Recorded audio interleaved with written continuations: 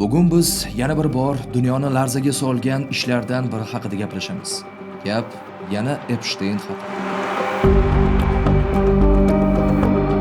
Jeffrey Epstein u uzoq vaqt davomida boy va qudratli inson sifatida tanilgan edi. Ammo vaqt o'tishi bilan uning nomi og'ir jinoyatlar bilan tilga olinadigan bo'ldi.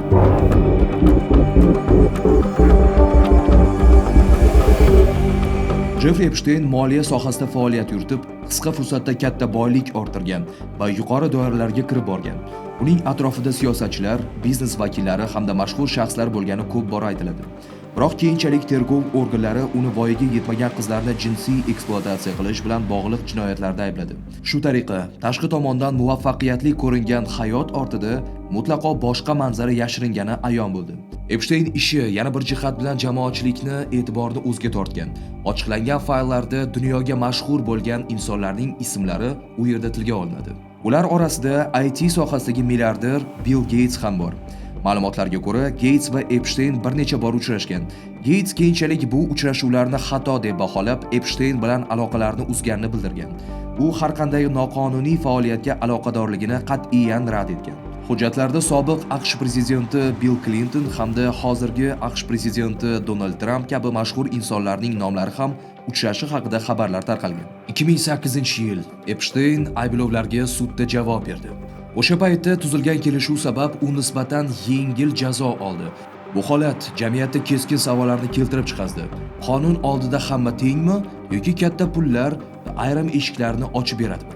Oradan yillar o'tgach, aynan shu mavzu kun tartibiga qaytdi. 2019-yilda Epstein yana hibsga olindi.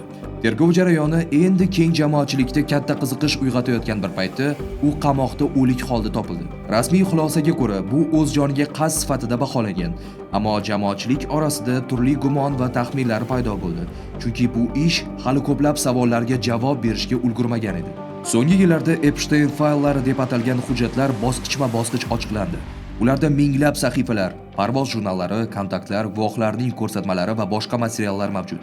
Ayrim mashhur shaxslarning ismlari ham aytib o'tganimizdek uchraydi. Ammo muhim jihati shuki, hujjatda ismning tilga olinishi odamning jinoyatda aybdor ekanini anglatmaydi.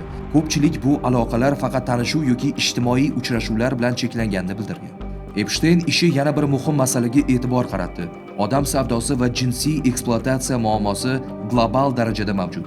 Bu jinoyatlar jamiyatning eng og'riqli nuqtalaridan biri bo'lib qolmoqda. Bugun ham ushbu ish to'liq yopilgani yo'q. Ayrim hujjatlar keng jamoatchilikning e'tibor markazida bo'lib qolmoqda. Voqea yana bir bor shuni ko'rsatdiki, tashqi dabdaba ortida jiddiy muammolar yashirin bo'lishi mumkin. Haqiqat albatta yuzaga chiqadi. Biz esa sizga u haqda xabar beramiz.